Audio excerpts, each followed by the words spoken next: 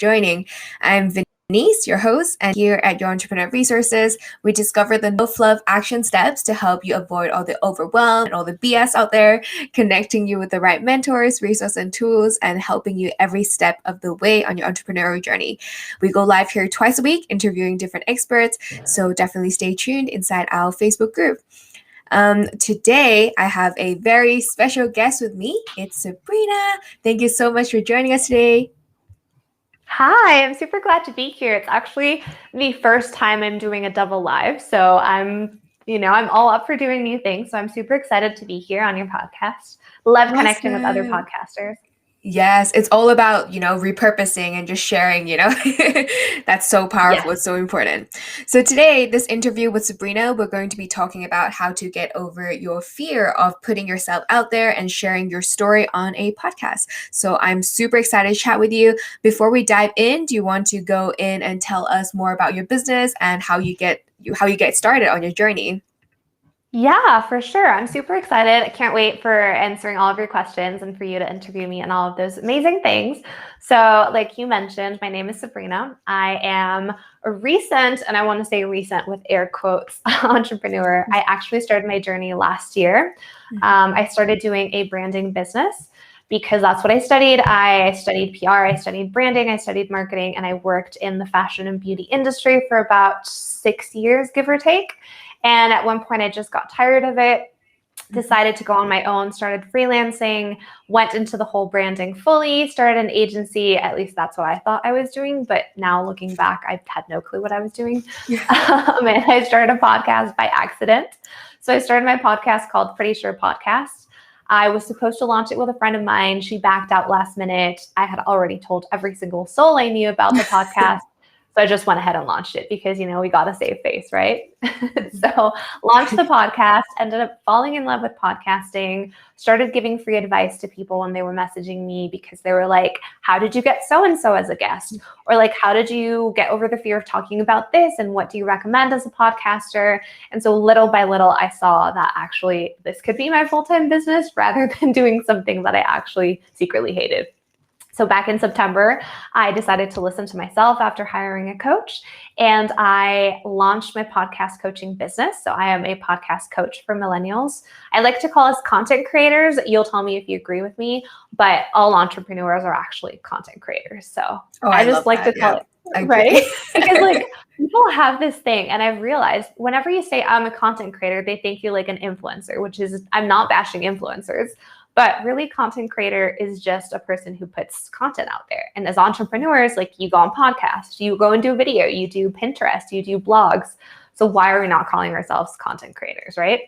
Absolutely. So that's my whole niche. And then recently in December, I launched a podcast agency, again, by pure accident, because I like to say how things happen in entrepreneurship world. I love that. I think a lot of the time people say, oh yeah, you need to find your niche, define that specific area and just stay in it forever.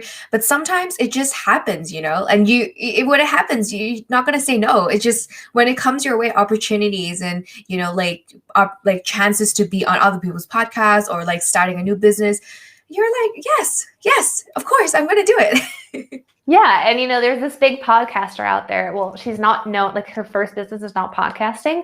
Angie Lee, she's known as the content creator, former coach and everything. Yep. She always says, ready as lie. And so I've taken it to heart. Whenever someone asks me, I just got off a call before this, and this person was like, so does your agency offer Pinterest and blog writing for podcasters? And I was like, no, but if you're interested, I'll figure that out and give you a quote. And so now this is kind of something I live by. If I don't know, I'll figure it out, but I will never say, no, sorry, I don't do that. Definitely. Did you have, when we were talking about, getting over the fear and all of those kind of aspects, what's the big one fear that you had to get over to be able to start your business? Oh my God, it started way before that. It started with podcasting. So I actually had to get over my fear of actually being vulnerable because I am the type of person that always kept things inside. If I was sad, I would never tell anyone until I exploded. And then it was really bad. It was not contained. I was not okay and everything was wrong. And so the first thing that I learned was actually being vulnerable and telling people what I thought, what I went through and all of those things. And it's still a learning curve for me, but that's the first thing. So I've had Instagram, and this is just an example. I've had Instagram since like 2012, 2013. And the first time I actually went on a video, like not just posting pictures or like showing what I was doing, but my actual face talking to my followers was in like March of last year, right before I started my podcast.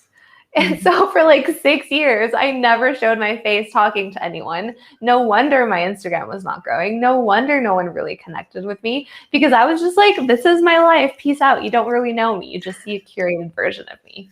So I think that's like something that you would definitely need to get over if you're starting a business. Definitely. If someone, say, for example, comes to you, it's like, okay, I have this fear of, showing up and putting my face on my Instagram or putting my voice out there with my podcast. What's that one thing you would tell them, or multiple things even, to help them get over that fear and just do it? So the first thing is really think about where your fear is coming from. Like, what exactly is your fear? Is it that people are going to think you're dumb?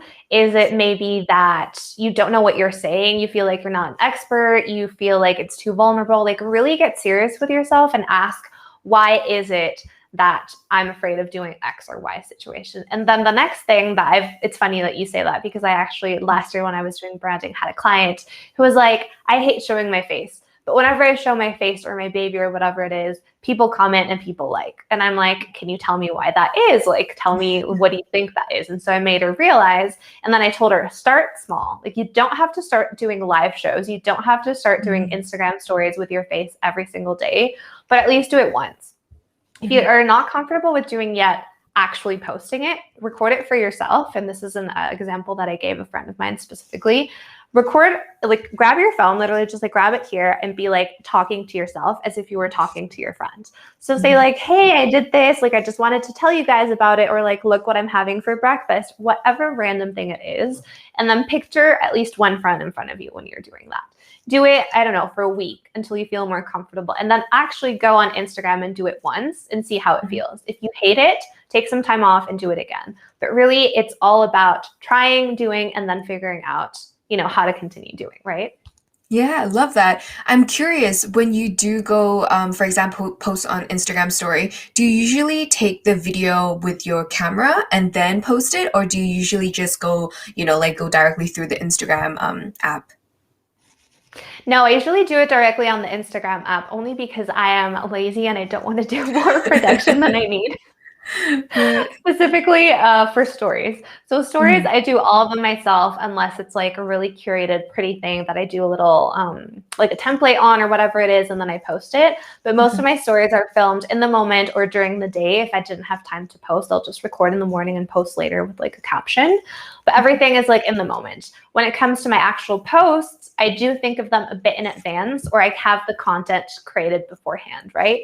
So I'll sit down one day and batch create 7 different posts, or like I'll edit 7 pictures of mine with captions, but only post it when I feel called to posting. And this is something that's really taken me a long time to understand, because I used to be the type of person that everything had to be curated. Like, if I had a zit on my face, I wouldn't post it. Like, I would delete it. Or, the caption had to be super specific and it had to be like 3-worded caption or whatever. And now with the whole process of like finding myself, the podcast and everything, I realized it does not matter. You can literally take a picture of yourself, post it the same day, write something heartfelt. And if your audience relates to it, you'll have hundreds of likes. If you just kept it like super on the surface, I'm not talking about anything deep, you might not have that many likes, even if it's a pretty picture. So yeah, absolutely. Do you, like, kind of just tying back in Instagram and podcasts, do you think that, Instagram is a good platform to promote your podcast? yeah, 100%. I mean, it's really the energy that you give to it is the energy that you get back. So for me, Instagram is the main platform right now, but I will grow it in other ways. But because I was already used to Instagram, I know how it works. I've built my audience before. I know how to do lives and all of those things. I've been focusing it on that. But the key about Instagram, with all of the algorithms and all of the changes, it's really just experimenting. It's experimenting, playing with reels, playing with lives, doing these shows, and then repurposing content. So that's really all that Instagram is for me right now, experimenting. And then if you actually want to grow your podcast, there are obviously other tools like, Pinterest, that's a big thing that I haven't personally gotten into because it's hard work, girl. Like you do live streams, I do also on my Instagram. When do we have time to do all these things, right? Absolutely. I think for Pinterest, it's definitely so powerful. It's for another topic completely, but it is one of the best ways to promote any kind of content. Although it does require a lot of time because it requires consistency, right? You have to post multiple pins a day. But yeah, I would definitely love to talk to you more later on about Pinterest. But yeah, for sure. Once I figure it out, I'll tell you. So for your podcast, do you think, like for someone that's new in the podcasting world, would you recommend them to even start? Because I know that podcasting was such a big thing back 2-3 years ago and everyone was starting. And then now it feels a little bit saturated. What do you think about that?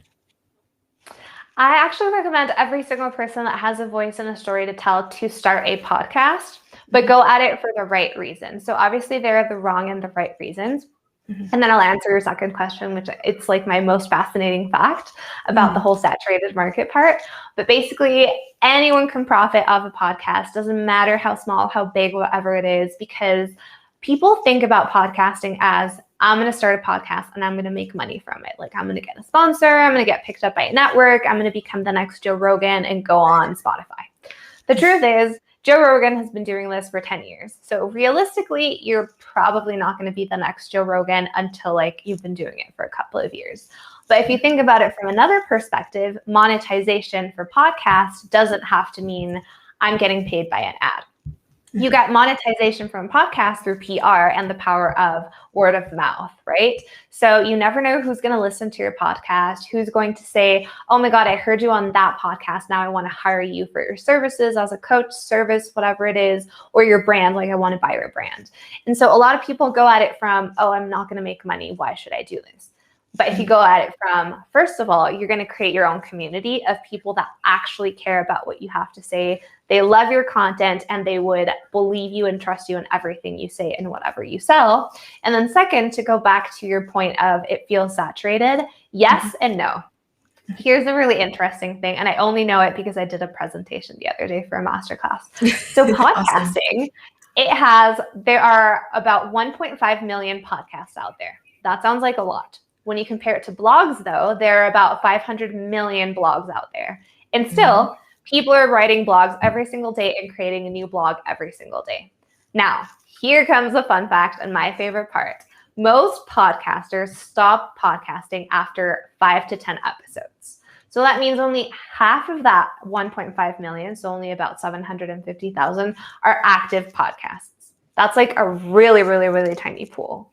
So is it saturated? It seems like it, but it really is not saturated.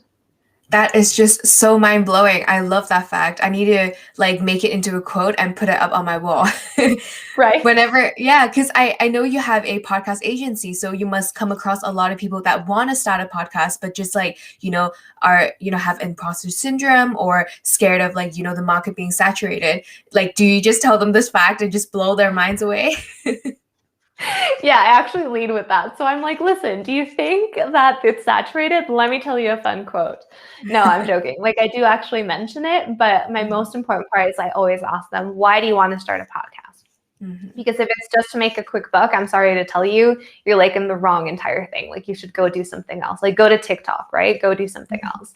But podcasting is about consistency, like you mentioned. It's about really caring and being passionate about the content, because you can talk about whatever topic you want, but if there's no passion behind it, you're going to get bored. People are going to get bored, and it's just not going to take you anywhere. And that's why a lot of people stop podcasting, right? So for you, for example, you love what you do. I'm sure just from talking to you a bit, it's you love the connection, you love talking to people, knowing their stories, giving tips and all of that. And it shows. People that listen to you constantly, they know you for it, they know your podcast for it, and they listen to you or watch, depending what you're doing, because of it. But that's because you're passionate. So you're not bored and you can hear that you're actually interested. Imagine if you were to talk about, I don't even know, jackets. Like if you were to do a podcast about jackets, like you wouldn't give two whatever about it and you'd be like, listen, I'm done. I don't want to talk about this anymore. That is so true. That is amazing. I think definitely, like, just not even just for podcasts, but every aspect of your business, it has to be something that you're passionate about, no matter how much you might want to make money, right? Just a quick buck. Like, it's not going to last because if you're not passionate about it, you just want to quit. You just want to give up. Yeah, I mean, think about Instagram or whatever app it is. Like, if you don't put time into it, it's never going to bring you anything. It doesn't matter who you are. Like all these big bloggers that we follow, all of these celebrities, just think about the time they take to actually go and talk to us, go record a video, go do a post, whether it's sponsored or not. Like you follow them because you like their passion and their fire and their drive, right? Absolutely. So with your podcast, do you usually do solo episodes or do you usually do interviews? I do both. So I do a mix. And this season, actually, it's going to change a little bit. And I'm super excited because I'm like revamping the whole thing. But beforehand, it used to be one solo, one guest, one solo, one guest. And then this season, I'm going to bring a lot more of my life into it because I was kind of like dividing it since I wasn't really sure what I was doing with my business and everything. And now that I'm like, nope, it's fully podcasting. So now it's going to be solo. And then I'm going to mix it with a couple of episodes on podcasting, tools that you need for podcasting, like tips and tricks. And I'm going to still keep the amazing guests that I have and the interviews because the podcast, I realized the mission, I was actually editing the description today. It's not just about me and my stories, but it's about all of the lessons that all of us have. So if I've learned something from podcasting, I want to share it with my audience because it's changed my life in a way. Or my guest, if they've learned something from writing, from a bad relationship, from whatever it is, like we want to share those things so that maybe if you're going through it, thank you. So if you're going through it, someone else can kind of learn from it and avoid the same mistakes that you're doing, you know? Definitely. So just coming back to the monetization part, because I feel like my audience would love to hear more about it. I know that you said, you should be, you can get people to join your community to like, talk to them more about certain products that you have. How do you recommend people should do that call to action to drive them off your podcast and into your business? Yeah, so that's a really interesting question. And I think it all starts even before you record a podcast episode. You have to figure out what you want your people to do with the podcast. And I think this is one of the main reasons that myself included, some episodes haven't really performed well because I don't know what I want to direct them towards. So I just do the podcast episode and then I think, people will understand what I want. But if I'm not directing them and I'm telling them like, this is what I want you to do after the podcast, whether it's follow the guest, whether it's follow me, whether it's download this, you have to be really crystal clear on what you actually want to do for your podcast. And then think about the individual episodes. So once you do the episode, what is your call to action? If someone listens to the show, like if someone listens to this, what is it going to be? Do you want people to start a podcast? Do you want people to follow me? Do you want people to hire your services? Like, what is that going to be?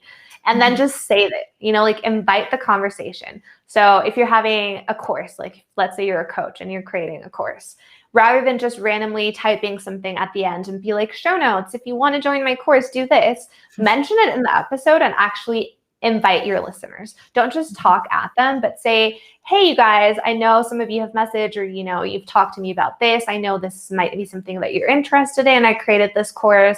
I would love for you to check it out. You're going to find the link in the description. If not, follow me. Super simple call to action. And yet you're giving specific instructions of what you want people to do, right? And Absolutely. same goes with if you're a brand. So like maybe you're talking about an episode this time where it's Valentine's Day, because that's like a perfect example, right? Like you're talking about Valentine's Day. You are a candle brand, you're a jewelry brand, chocolate brand, whatever it is. So what you can do is you can think about, okay, how can I make it interesting for my audience to want to purchase from me, but still be interested in the episodes? Like link the two. And then once the brand, the product, or the service make sense with the episode, people will be more likely to listen and to actually do something about it. Give them a discount code. Say for active listeners, here's I don't know, like a 10% off or whatever it is, message me about it and we can talk, like actually reward people for listening to you. That way they continue listening and then they're like, oh my God, this girl is amazing or this guy is amazing, because if you're an active listener, she always looks out for us and she has our best interest in heart, So those are kind of like little things that you can do before you even record. I feel like that's such practical advice that people can just take. Like, I feel like that's exactly how you're able to build your community, such a like engaged and loyal community. And I feel like everyone can take away so much from this little tip that you've just dropped. So thank you so much for sharing that. My pleasure. It took me a while to learn this. So if I can help anyone. Yeah, for sure. Speaking about, you mentioned show notes just now. I'm just curious, do you have show notes for your podcast? So show notes is actually a very controversial topic. I'm one of the people that doesn't think you need to have specific show notes, because hear me out. I know a lot of purists out there are like, no, you have to have, we talk about this in minute 130. But okay, think about your actual listening habits. Like you yourself, when you go through an episode or a podcast, do you actually even care about what they're telling you in the show notes? Are you like, oh my God, I need to know if this person mentioned X topic in minute 230 or else I'm not going to listen?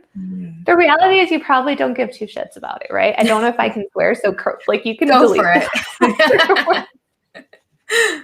Like you don't care about it. People don't care about it either. What they care and what they want to know when they listen to an episode is whether or not it's going to serve them, whether or not they're interested in it.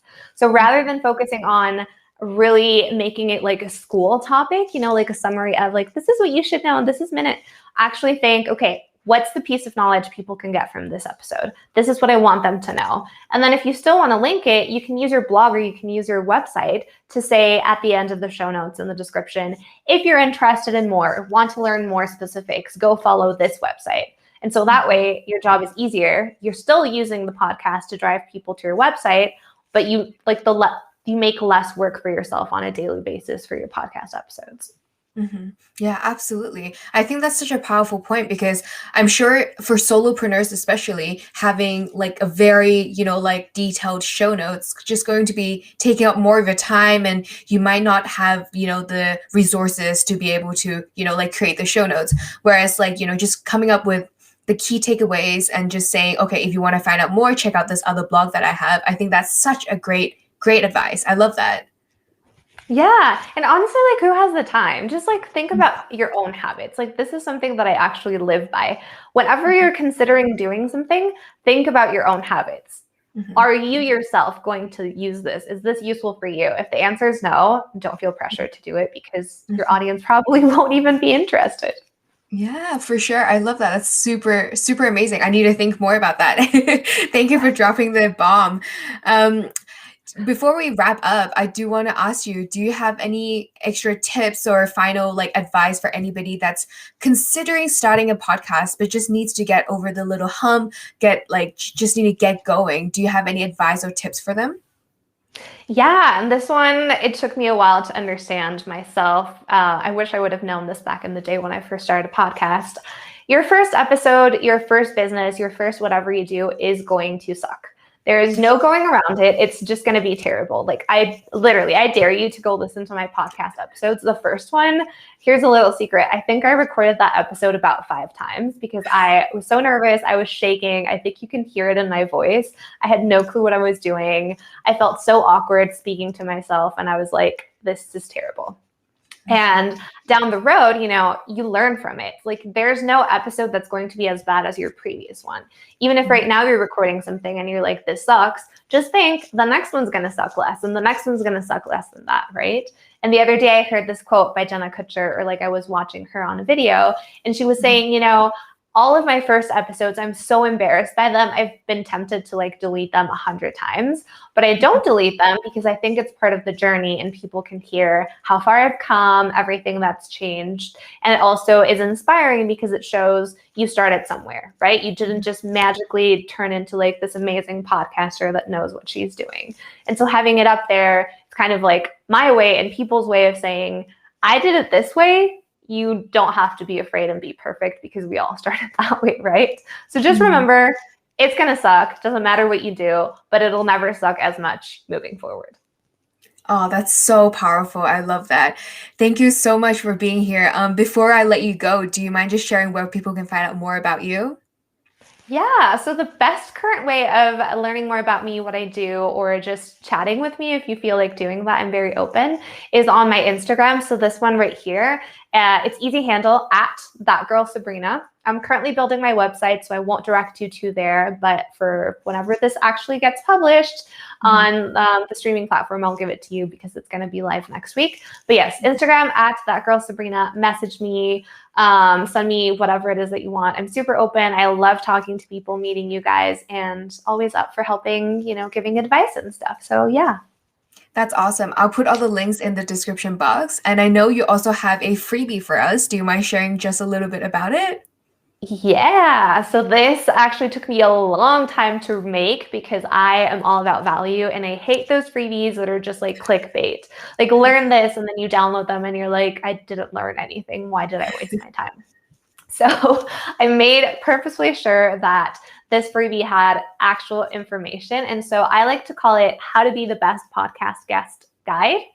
And it's a 10-page ebook, PDF, whatever you want to call it, that tells you the entire process of how to actually go pitch yourself as a guest. But fun fact, if you're a podcaster, you can reverse it and use it to get guests on your podcast, which is what I do. So it's for podcasters or people that want to test it out and be a guest. You'll learn my secret reach out formula that I use myself to book guest of like 10K followers, 300K followers, whatever it is. And also my rules of etiquette for when you're a podcast guest, because there's nothing more annoying than having to beg a guest to share or do something. So please be polite, guys, and download the freebie. I swear it's good.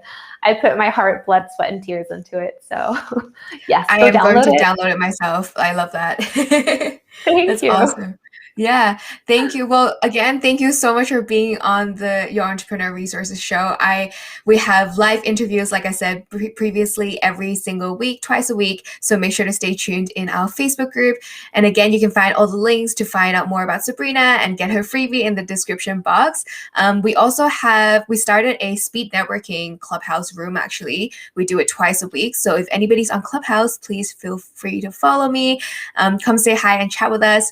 Thank you again so much, everybody, for being here. And I will chat with all of you soon and have a great day. Thanks for having me. Bye, everybody. Thank you.